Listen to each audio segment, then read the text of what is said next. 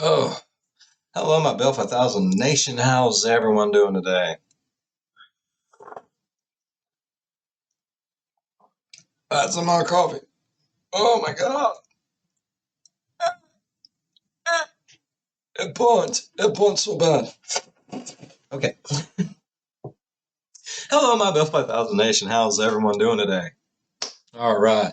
We are back with another That Chapter. This one was actually suggested by a viewer, which always makes me excited because that means I don't have to pick them out.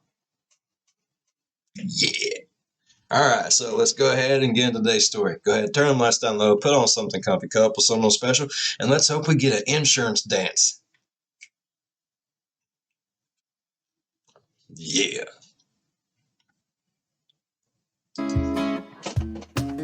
Oh. This one is titled The Case of Bruce McArthur, by the way. I'm too excited.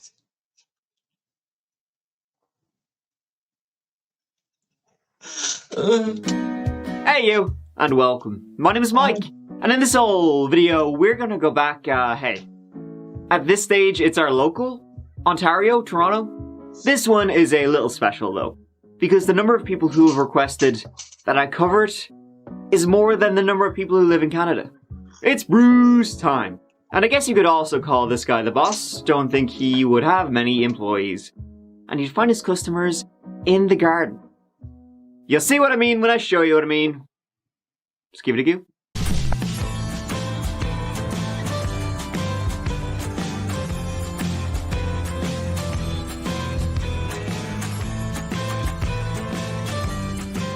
This one, hey, it's Ontario. It's our usual haunt at this stage. Been there just a few times. So, this one I'm gonna skip the usual where, and let's go right back and begin at the beginning. That's when Big Bruce was Baby Bruce. BB was born on the 8th of October, 1951, in rural Ontario, the town of Lindsay. Not a lot to say about it, so I won't say a lot about it. Our bright and bouncing boy, even as a joke I don't like saying that about him, he grew up near Woodville, another small community north of Toronto. Now the thing we will say about Bruce is that he was different. Obviously we'll get to that. But what I mean by that is like growing up in a small town, 50s, 60s, everybody knows each other, you don't really want to stand out. His parents, Malcolm and Isley, were very religious, though two separate faiths, which caused friction as there's no budging on either side. They would also have foster children, so Bruce had one biological sister and a lot of siblings. So Bruce, he figured out at a young age, when he was a young fella, that girls, not for him. Not for him. He was interested in the lads, and in a small community back in the 60s. Damn. Oof. They won't like that one. So he did what a lot of people did back then. Probably still do. He faked it till he made it. In high... That's so sad, you know? That just, within what? He said the 60s? Within, say, the past 60 years. How far we have came as a society to where, yeah, in some people's eyes and stuff like that, it's still a little, oh, can't believe you do that. But in most people just really don't care. Like, do you, bud? Like, as long as you happy, that's all that matters, you know? That's sad, just how... Too bad people probably couldn't have been more understanding back then, because people like this probably wouldn't exist now. High school, he started dating Janice Campbell. The only person he was trying to convince at this stage that he was straight was himself. I like dudes, I mean boo! Bruce and Janice got married after a few years, and then they moved to Oshawa and had two kids, a boy and a girl. For work, it was retail, eventually a traveling salesman wandering around Toronto. In Oshawa, he was a big part of the local church, and eventually in the early 90s, he came out of the closet to his wife Janice, who I'm sure was just blown away. They decided to stay together, you know, for the kids, for the family, and then, not sure if Janice was part of the discussion, when Bruce decided they'd have an open marriage. You know what I mean? He's having a great time. Later, Bruce and Janice, they got in some financial shite. Bruce lost his job. Money was tight, even tighter when their son got in some legal trouble. Apparently, their son, Todd, he would ring up women, just make indecent comments. He's basically having a wank while he was on the phone to them. So that was more money out the window. And so they didn't just say bank. Did he just say he would just call up women and just... What the... Oh my god. No. Bankruptcy, they declared it. Then Bruce, he decided to use this, as an excuse for a clean break, a fresh start. He divorced the missus at an age 46. Hey, never too late to start again, unfortunately for some parts of this story, and he moved to Toronto. He was, at this point, living his best life. He was happy and jolly, live, laugh, love, all that stuff. He became a regular in gay neighborhoods, really got into it, and wanted to be a part of the LGBTQ+ community. Okay. Fair play to him, good for him. Unfortunately, Bruce, he got a little bit too into it. He got into a relationship with a guy. That ended, he went to therapy and was prescribed antidepressants. And he started up a landscaping company called Artistic Design. And so to date, things weren't easy for Big Bruce. He had his hardships. He couldn't be who he really was for most of his life. And then finally, as he neared 50, it was like he really became alive in a way. He then decided to, do the opposite of that. Yeah, to others. And Bruce remained a part of the community in the Church and Wellesley area, the Village, the main LGBTQ+ neighborhood in Toronto. And though he remained part of the community didn't feel the same way. He was known as Trouble. Maybe skip this one. But when it came to having a few beers, he was grand, one of the lads, regular. Just maybe avoid contacting the Silver Fox.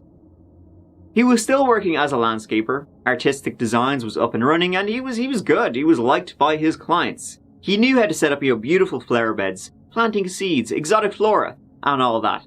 He seemed to have great food for growing his plants. He was busy. Big Bruce always driving around town in his truck, always on the go. He would hire people from time to time. They never really stuck around for too long though. And years would go by. All good. Well, that's what people wanted to think. Especially the police. In reality, a lot of men were going missing from the Church and Wellesley area. A lot of them ending up in Bruce's flower beds. Skandaraj Navartnam was the first.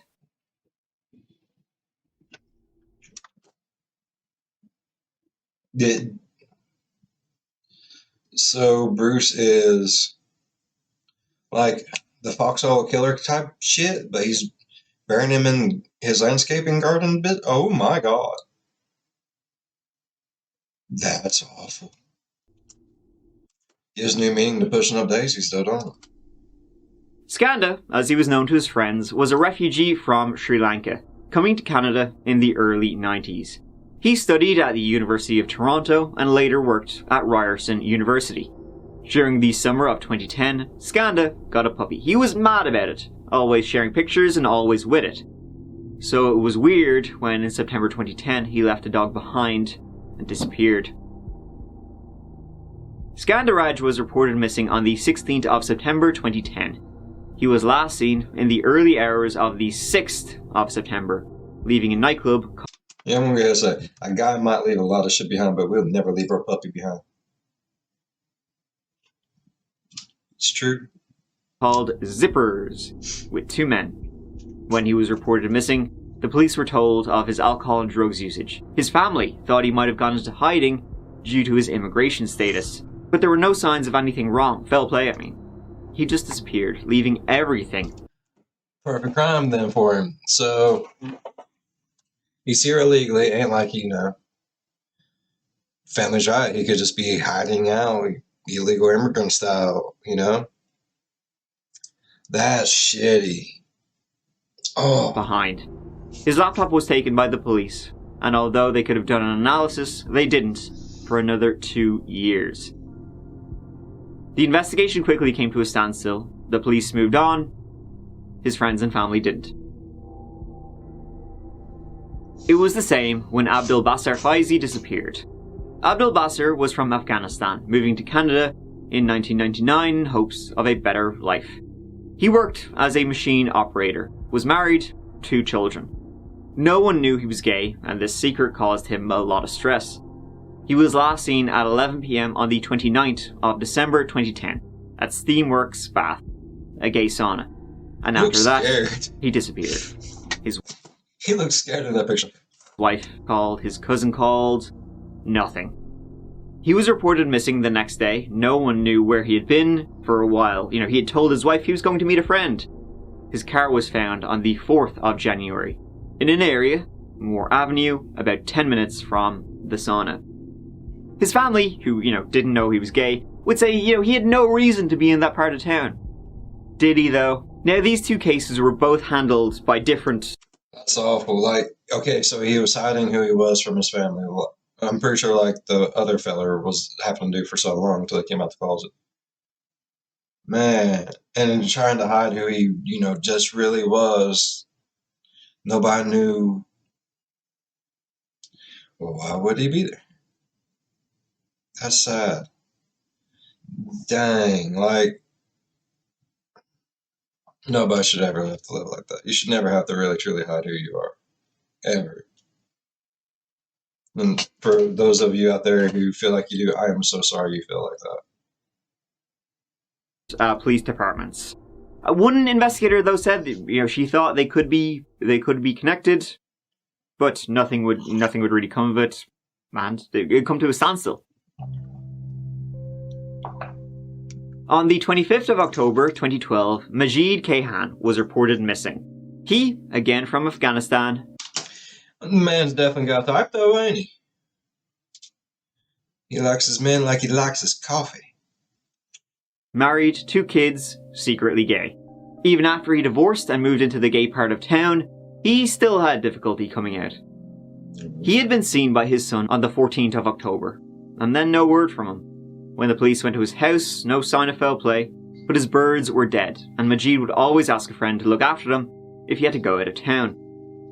The investigation into him then began, with the lead investigator having no clue about the other 2 missing people cases. It was a mess up from Jump Street. It took them a while to start connecting these missing persons. But then, Project Houston began. This was a task force set up to solve these missing persons cases. It wasn't set up, though, because links had been made between the 3 people, and this would be a project then to look into. It wasn't set up because they found any links. It was set up for a completely other insane story that I'll barely scratch the surface of. See, the Toronto police received a tip from the Swiss police, the Swiss authorities. Swiss! I know, right? What? The tip said. There was a global organization of cannibals, based in Toronto. Yeah, I know, it sounds like bananas shit, but here we go. The tip said one of its members, a James Brunton, murdered Skandaraj, chopped him up, and chowed down. At this point then, the police went to Skandaraj's family and asked, hey, by any chance, is he still missing? No one solved that yet? Bummer. To cut a long story short anyway, this James guy, he wasn't connected to any of the disappearances. The part that got me was, bummer. In the village, but the police did realise the 3 disappearances were connected. James, by the way, was a giant piece of shit. He wasn't related to disappearances at all, but he was a pedo, a molester, and he met a 15-year-old boy on a cannibalism sex website, then made the boy sign a contract saying he would be a sex slave, tortured, and then eaten. James Alex Brunton, volunteer hockey coach, sadomasochistic child pornographer. I really have nothing to say. I'm very sorry for what happened for my wife and family and everybody involved, but... Do you see anything disturbing about the chats you were having online? Yeah, but I knew they were only fantasy, and he knew they were only fantasy. So, there you have it. Moving on. So that's when the police realised something was afoot. And then... I mean, everyone's got their kink, but...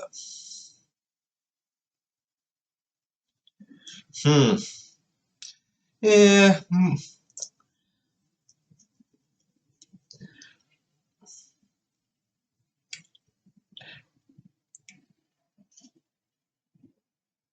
I faced some fucked up shit in my life, I'm not gonna lie. I really hope none of it was ever a person. But if I I don't think I would ever willingly want to eat people.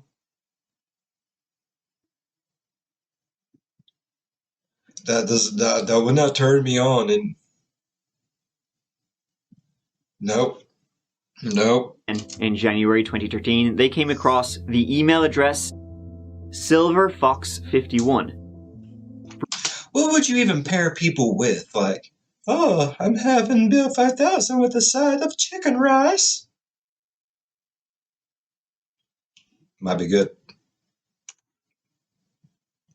Might. Bruce wouldn't be connected to that for a while. But the police started thinking about, what could be going on?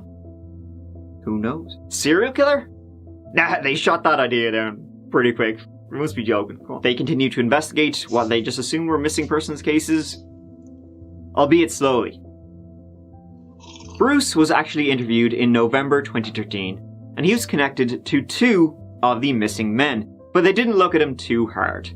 They didn't realize he had almost killed someone back in 2001, and they didn't know he had been in a sexual relationship with Skandaraj for a time, so he knew him well.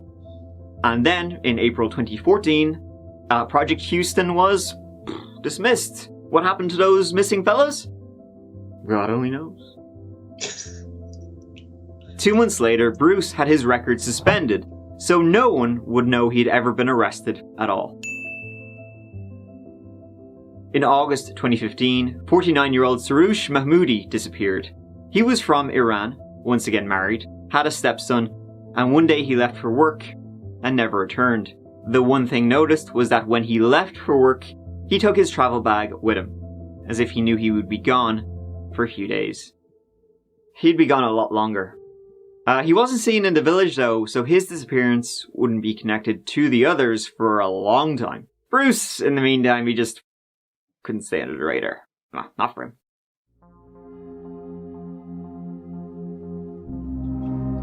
In June 2016, he ended up in a police station after a guy reported on him for almost choking him to death while they were banging in the back of his van. He's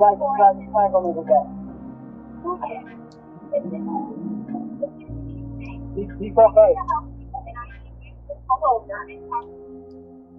Okay, he's going south now. We're inside the guy's van. There's Bruce. For a while, we were trying to make out once in a while. All of a sudden, he grabbed me by the throat, threw me on behind my back. Grabbed me by the throat and tried to strangle me. This guy managed to escape and he ran to the police. Bruce then, like before, he turned himself in.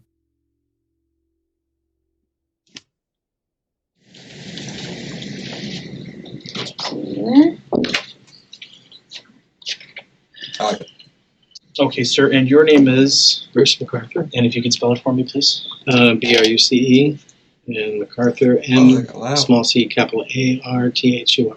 Okay, sir. And right now, you're under arrest. You were placed under arrest this evening for the offense of assault, okay? You've been brought here 232 Division for the purposes of being investigated for that offense, okay? So an allegation has been made against you, and this officer in just a moment is going to let you know exactly what that allegation is, okay? What I'm going to do to you right now is just read you a caution and let you know that you're being investigated for the offense of assault, okay? You're not obliged to say anything unless you wish to do so, but whatever you say may be given in evidence. Do you understand? I do. Okay. Do you wish to say anything in answer to the charge? Again, do you wish to provide us a statement with some clarity as to what happened? Okay. So the allegations are that around 6:30 p.m. this evening, during the course of your involvement with him, there was an allegation made of assault, which in choking was the allegation made, and that's basically why you're under arrest today for that assault. Okay. So, sir, if you would like to provide us with your account of what occurred earlier this evening. We were going to have sex, and he suggested do it in the back of his truck since it hadn't been used yet. It was a brand new truck. I said, well, there's more room in the back of my van. So we went to my van. So then I thought, okay, he likes it rough. So I put my hand to his throat, and just for This is the Family Channel, dude. few seconds, because before that he's very strong. He just completely turned around and grabbed me by the throat. He said, now I'm going to show you what I'm going to do to you. And he had me by the throat to the point that I couldn't breathe. So I put my hands like up in the air, like surrender, because I couldn't talk. And that's when he finally let go. And then he jumped out of the car. He said, I don't want to see you again. Has anything like this ever happened before, where things got out of hand? Not like that. No, not that quickly, or not just like that. Okay. Things have never gotten violent? No. Okay. I thought he liked it rough. Okay. He was getting off on that.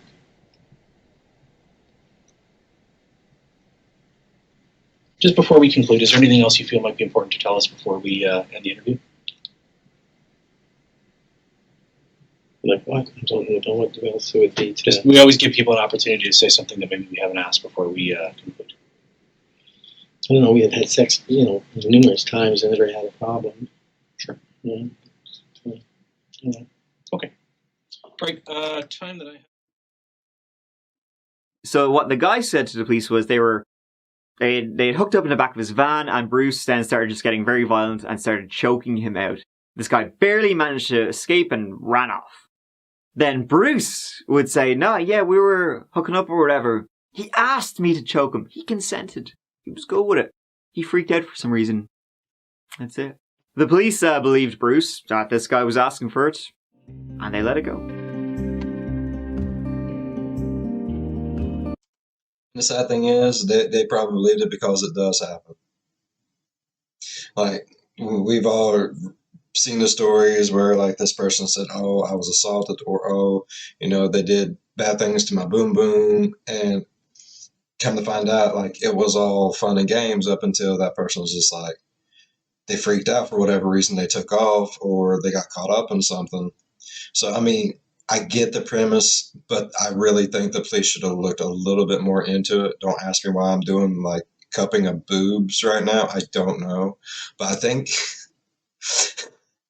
the police should have looked a little bit. I think the police should have looked a little bit more in depth into it. I mean, yeah, because sometimes those situations do happen. The other person freaks out. They don't know what to do, and it can get really, really murky. But that's where you should do your due diligence. You know what I mean?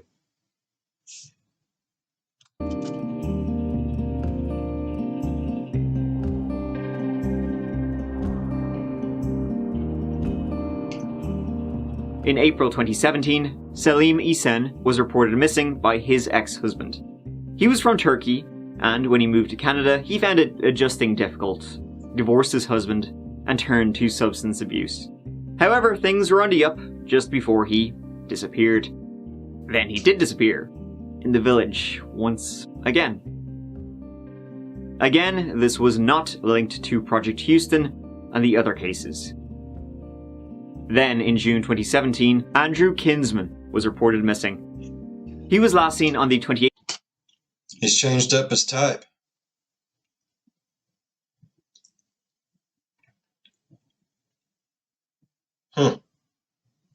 Because all the other ones were much, darker complected.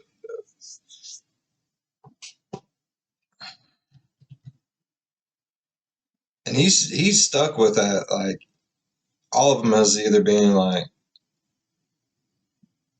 Saudi Arabia or whatever. They've all been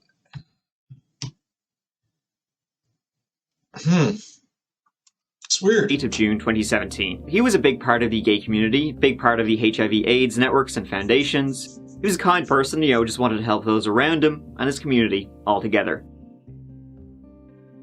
Police also provided an update on the missing cases of 2 other men in the church in Wellesley area. That has prompted this review. Police said today the cases of 2 missing men, Andrew Kinsman, who was last seen on June 26th, and Selim Isen, aren't linked to each other or to the disappearance of 3 other men who went missing from the same area years ago. Police also say the evidence does not point to a serial killer.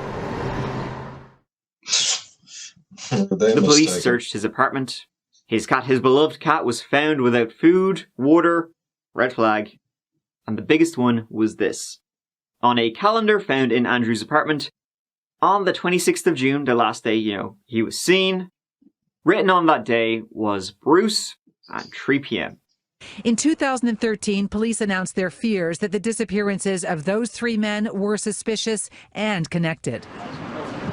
They created a task force and dubbed it Project Houston, but the men have never been found. The obvious question with the disappearance now of another middle-aged man from the village, could Andrew Kinsman's case be connected? Police immediately looked for CCTV footage, and they saw Andrew getting into a red Dodge Caravan at 3 p.m, but they couldn't get a plate. But that wouldn't matter, because that particular model was different from the rest. It was a 2004 20th anniversary edition of that particular model. Searching who owned that model revealed one name. Bruce. Fucking Bruce. And that's when shit started getting real. A connection was made between Andrew's disappearance and Salim's disappearance. This launched Project Prism then, which would take on all the Project Houston disappearances too. A lot of projects here. Very few results. Reminds me of college. The last time 51 Division set up a task force was for this, Project Houston, the disappearance of these 3 men from the village between 2010 and 2012. All 3 disappearances deemed suspicious and connected. All these years later, there is still no trace of them. Police have not been able to rule in or rule out any connection between those cold cases and these 2 most recent disappearances. So now they have linked 5 missing people together. You got the 3 original Project Houston people, and now Andrew and Salim. So that's those 5. Not Sarouche, by the way. He wouldn't be linked to all of this until much later. He also didn't go missing in the village, so they didn't really have a reason to link him. Bruce McArthur became a major person of interest when the investigators learned he'd been interviewed 4 years earlier for Project Houston, and he had links to some of the missing men. They also learned of the choking incident when he wasn't charged for it, but it was starting to form a picture. Not a pretty one. Maybe the police believed the wrong guy after all. He was then put under surveillance, and he was monitored at all times as he went to and from his apartment at 95 Thorncliffe Park Drive. His DNA was also collected. They got a warrant to seize his Dodge Caravan, but unfortunately at that stage, he had long gotten rid of it. Well, he'd gotten rid of the car. Not the evidence inside the car. In October 2017, they found it and discovered 4 different men's DNA samples. One was Bruce, one was Andrew, the other 2 were unknown. They then got a warrant to search his apartment and his digital devices. They found some creepy shit, like over 100 pictures of Andrew, just on his laptop. Pictures of lots of men, actually. A lot of the pictures, the guys didn't know they were being photographed. Sneaky photographs. Weirdo. The police started following him all around as he was doing this. Snap, snap, snapping away. They followed him as he would do a mall. He was a mall Santa also, which is even creepier. Other pictures they found were of men inside his bedroom. 2 of them were Andrew and Salim. They were naked with a rope around their necks. Very tight. So yeah, then the police were like, right, I think we got a serial killer. Let's get him! What timing they had. On the 18th of January 2018, the police busted down Bruce's door. They were gonna get him. They were gonna arrest him. So they went into Bruce's apartment, and they found him in his bedroom. On the bed was a guy, naked, tied up, with a plastic bag over his head. And then beside was big, fat, naked Bruce, dirty dick hanging out, with duct tape. Gonna duct tape the plastic bag over him, over his mouth. Quite a sight. Nightmare fuel. Bruce was literally about to murder someone when the police busted down his door to arrest him for murdering other people. Bruce must have been very pissed off. Blue-balled by the boys in blue. Bruce was arrested and charged with first-degree murder. It's not funny.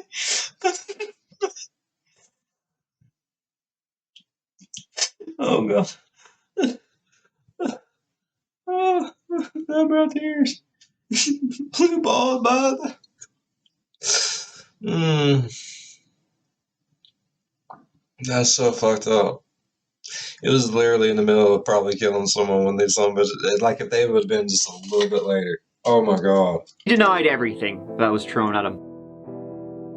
So they kept him in custody, and they wanted to check one more thing. There was a property that Bruce stored all his landscaping equipment at. They thought, there could be something there, some clues maybe. They were right. There were 5 large pots in the garden, and cadaver dogs gave each a big ol' woof woof. Parts of 7 different men were found inside those pots. And on that property, they would find more. Bones, pelvises, skulls. They found too many bones, if you know what I mean. The remains found were of all the men I talked about. Skandaraj, Abdul Basir, Majid, Sarush, Selim, and Andrew. 6 men. They found 8.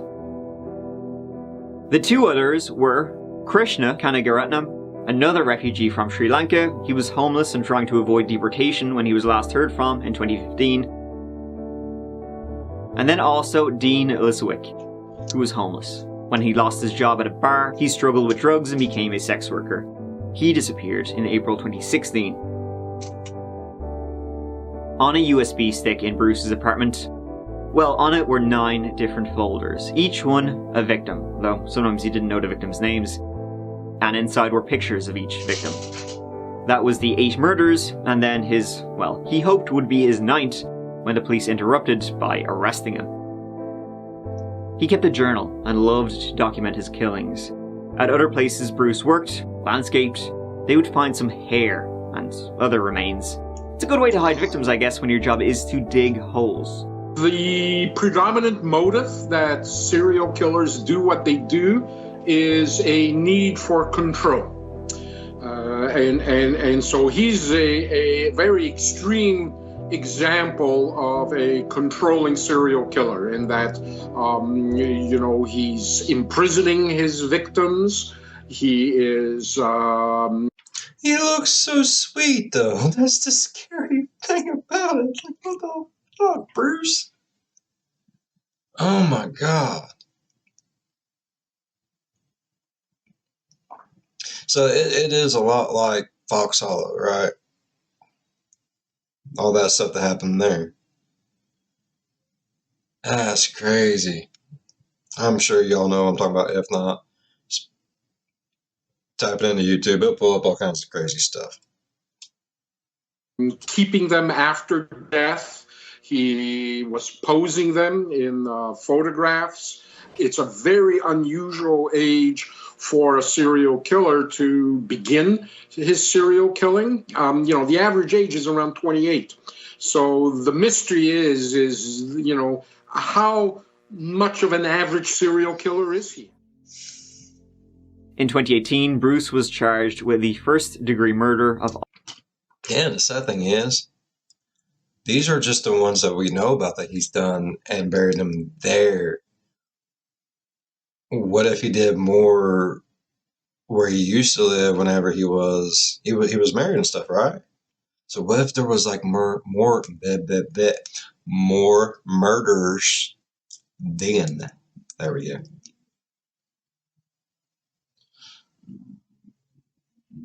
That's all 8 men. In January 2019, Bruce pled guilty to all counts. He was sentenced to life in prison without the possibility of parole until he's 91 years old. Even then, it is highly unlikely it will be granted. Let's be honest here. I do not see Bruce McArthur seeing daylight. I do not see him in a public setting ever again. If he were to be paroled, then we'd have to start questioning our sentencing in the country. I'll take it for face value that in this case that life will mean life at the end of the day. He's eligible for parole in 25 years. That doesn't mean he's going to be free. The police obviously came under a lot of fire during and after this for not following up on missing persons cases, allegations of racism, for handling things improperly at the time, which led Bruce... Yep, and I see that because, let's see, was from overseas. A few of them, I'm pretty sure this one, maybe this one, no, that one, I think was illegal. Homeless. Like, and I hate to say this, but, you know, society's going to look at them like they don't matter because either they're homeless or they're illegal.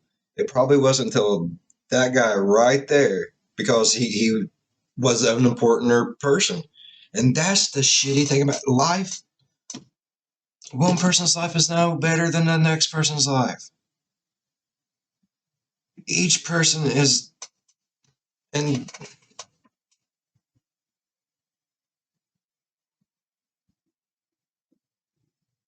I know that's some like shaky water right there. And one person's like, well, my life's better. Mm-hmm. Look, we're all created different. We're all created special in our own ways. And that's that. Like, yeah, they looked a little bit into some of them because half of them didn't know anything because, hey, that person could just be trying to hide because he's illegal. Hey, this person's just homeless and he's a sex worker now. We don't care. And I'm sorry, but that's someone's kid. That's, you know, someone's something. You should always care. So I always say be good to one another.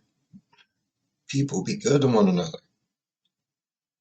To continue what he was doing. So, you know, coming back to Toronto, as we do again and again, and I'm sure we will again, I think some conclusions we can, like, derive from this is that maybe, just maybe, the Toronto Police Service, not very good, eh? The officer who investigated the 2016, you know, choking incident with Bruce McArthur, where he was like, it's grand, don't worry about it. He was later charged with insubordination and neglect of duty and was found not guilty of both. So, there you go. There might not have even been much of a need for Project Houston or Project Prism if they had just done Project Do Your Job. A lot of shit came out. But that just about wraps up this one. It's Project Do Your Damn Job, people. Pretty horrific what he was doing there, you know. Preying. He was a predator. Complete definition of a predator, preying on people in the community I guess he wanted to join. Wanted to be a part of. Was a part of. And then like a wolf, he was just going around. Even creepier when you think you see him out there doing your garden, putting a head in your hedgerow or something. This case, as I said, was a major one. And I really did only scratch the surface of a lot of it, especially when you're talking about the numerous controversies that surrounded this case and the fallout it led to. The primary source for this video was The Missing and Missed by a judge who actually reviewed the case, the Honorable Gloria J. Epstein. Link in the sources below if you want to read more. It's a fascinating case study.